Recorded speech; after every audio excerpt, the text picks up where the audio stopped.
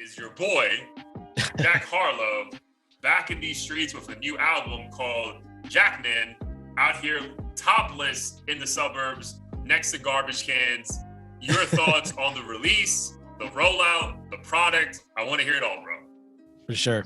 I will say the rollout was surprising to me, just because it honestly came out of nowhere. For the longest time, ever since his album release, it seemed like he was doing everything but making music.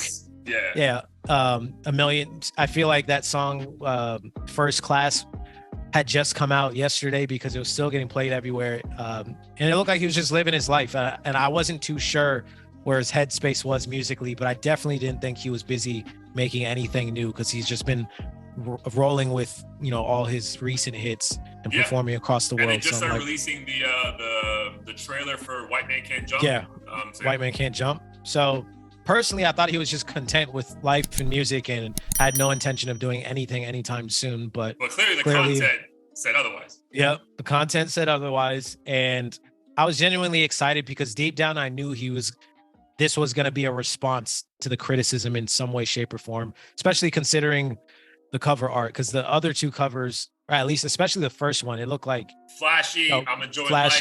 I'm rich. Suck my everyone loves me. Yeah, like not a care in the world. If you have anything to say to me, you got to ask my assistant first type shit. Yeah. 100%. Now he's just like, it seemed like he didn't want anything to do with that, with this cover art. So I'll start with the positive stuff. I have a couple notes here, but I really appreciated the vulnerability. I think that's what was missing from his, at least past couple projects. There wasn't too much of that. In Denver in particular, which I think a lot of people online are agreeing with, was executed beautifully. I felt like he was just so honest in that song and addressed everything we were all thinking, but he wasn't saying on social media. And I appreciate when artists use art to rebuttal the public as opposed to just some random rant on Twitter. So that was dope. I think generally it was an easy and mellow listen. There wasn't really there weren't any beats that were just, awful to me, or any flows that were just super weird and off brand from what I'm accustomed to him. I think in general, he has a pretty easy flow and the production was pretty smooth overall.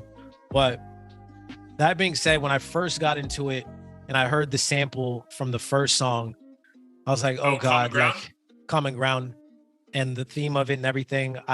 The first couple songs, it was almost too blatantly clear that he was trying to seek approval from the hip hop heads and go deep, but hip hop purists, right?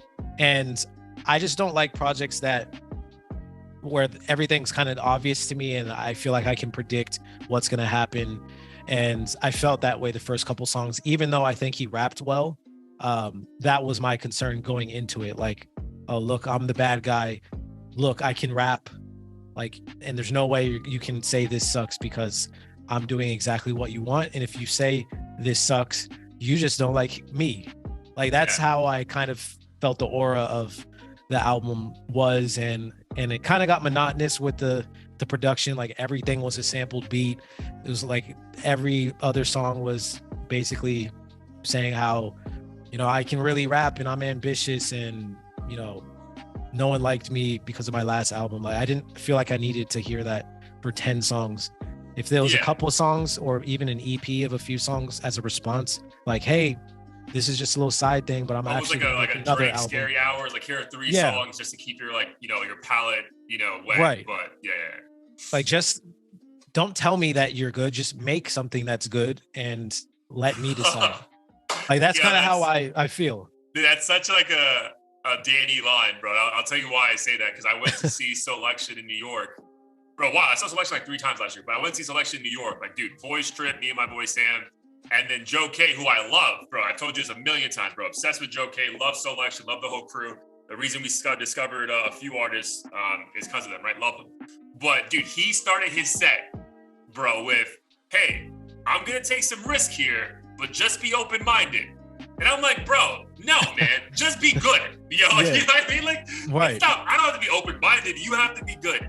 And that line is how you describe the album was great, bro. So like it's hard for me to disagree with you. So going into it, same as you, I was excited. I was like, bro, because deep down inside, I think we've all expressed maybe frustration with him, but how much we liked him, like him. We were like, bro, I want to see you up. Like, I want to see you winning. Because, bro, like, the emotion you created with some of your first few songs, like, besides what's popping, we're like, bro, this guy's talented as shit. Like, when it all comes together, when he has the right production, when he has the right people in his ear, bro, this is going to do crazy things. Mm-hmm. And, yeah, bro, this album, I think my first text to you offline was like, bro, this guy really wants to be Drake so bad. Because what this reminded me was of, like, all, like, the B-side Drake stuff. Like, the songs that we're not saying are throwaways, but it's like, bro, like, I think one thing I wanted to keep asking you when I was listening to this is, like, in what mood am I listening to this shit to? Yeah. You know what I mean? Like, am I high and, like, just want to look at the speaker and just, like, oh, I get it, bro. They hurt you. Fuck. You know, like, what mood am I going to be in, bro? Because it's not pre-gaming to go out to go to a club. It's not at the gym, because I tried it, bro. Like, it's not for the gym. So it's almost like, what mood do I have to be in, right? This also gave me vibes of, like, when Jadakiss was talking about his beef with 50 Cent at the time. And, like, that's when 50 was, like, dropping mediocre projects. I think he would agree. And it was like, bro, like, you just make music for people to get high and just vibe out to. Like, you know, which is fine. But again, that's not the Jack we fell in love with, bro. And like, your point is valid. Like, this album just felt like someone who heard the bullshit and was like, well, I'm going to prove you wrong, but I'm proving you wrong based off all the things you said about me, as opposed to, like, I'm going to prove you wrong and just put out good content. You know what I mean? Like, this felt too like, oh, you said these 5 things, well, I'm going to do those 5 things and prove you wrong. It's like, no, bro, like, you don't have to do that. So, like, who the fuck are we, bro? Like, like, who are we to tell you how to live your life? It would just, like, dude, like, make good content and we'll fucking love it. So that was the biggest thing for me, bro. Like, if it was one song about it, cool. But there was too many songs just trying to prove a point. It's like, bro, like, you won, my guy. Like, people are listening. Like, just make good content and no one's going to give a fuck. Right.